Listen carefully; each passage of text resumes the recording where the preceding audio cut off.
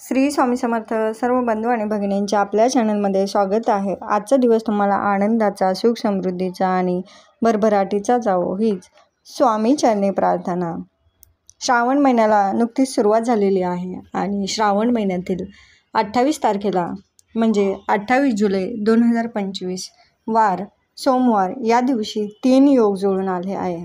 तर ते म्हणजे पहिला आहे तर तो श्रावण सोमवार, दुसरा आहे तर दुर्वा गणपती व्रत आणि तिसरा म्हणजे नागपंचमीचा नागचतुर्थी उपवास. असे 3 योग या दिवशी जुळून आलेले आहेत. तर या दिवशी आपल्याला भगवान शंकरांची, गणपतीरायांची आणि नागदेवतेची पूजा करण्याचा योग आलेला आहे. तर ही पूजा कशी करायची आहे ते आज आपण व्हिडिओमध्ये बघणार आहोत. यमुनेच्या डोहात कालिया नावाचा महाविषारी सर्पनाग होता. त्याच्या साध्या फुत्काराने सुद्धा सर्व काही भस्मसात होई. भगवान श्रीकृष्णांनी कालिया नागाला मारले व गोकुळातील लोकांचे रक्षण केले. तो दिवस म्हणजेच श्रावण शुद्ध पंचमी म्हणजेच नागपंचमी. तेव्हापासून लोक नागाची पूजा करून त्यांना लाह्या, दूध देतात. या दिवशी नागदेवतेबरोबर श्रीकृष्णाची पूजा करतात. शिवशंकर आपल्या गळ्यात नाग धारण करतात व भगवान विष्णू शेषनागाच्या शय्येवर पहुडलेले असतात व गणपतीच्या कमरेस बंद म्हणून नागच असतो.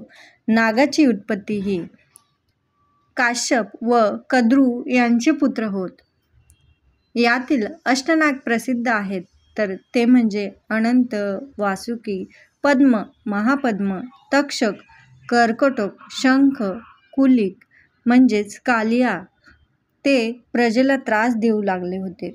म्हणून ब्रह्मदेवाने त्यांना शाप दिला की तुम्ही तुमच्या सावत्र भावाकडून म्हणजेच गरुडाकडून मारले जाल व जनमेजयाचे सर्व सत्रात सर्प म्हणून तुमचा नाश होईल. नागपंचमीच्या आदल्या दिवशी आपल्या भावासाठी उपवास करायचा असतो आणि या दिवशी शक्यतो वारूळ असेल तर वारुळाला नक्की जावे. आणि तुम्हाला जर वारूळ जवळ जर शक्य नसेल किंवा तुमच्या आसपास नसेल तर घरी तुम्ही एक वारुळाचे चित्र किंवा दुकानातून एखादे चित्र आणून तुम्ही ते भिंतीवरती किंवा पाटावरती ठेवावे आणि त्याच्यावरती आपल्याला जशी आपण वारुळाला जाऊन पूजा करतो त्याचप्रमाणे आपल्याला घरीही पूजा करता येते.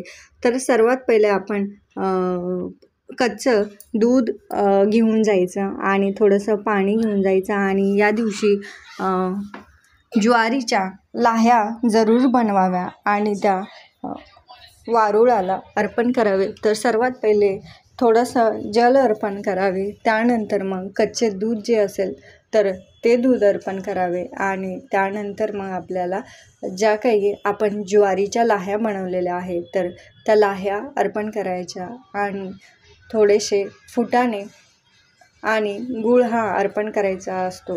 तर या दिवशी उपवासाला फक्त दूध आणि फळे म्हणूनच आहार घेतला जातो. तर हा उपवास दुसऱ्या दिवशी सोडवायचा आहे.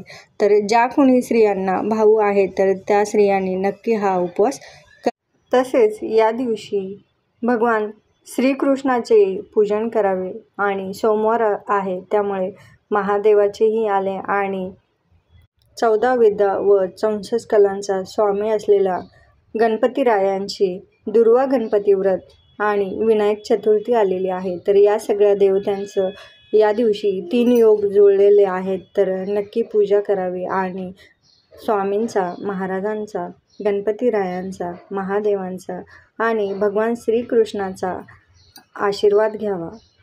व्हिडिओ आवडल्यास नक्की लाईक, शेअर आणि सबस्क्राईब करा. धन्यवाद. श्री स्वामी समर्थ.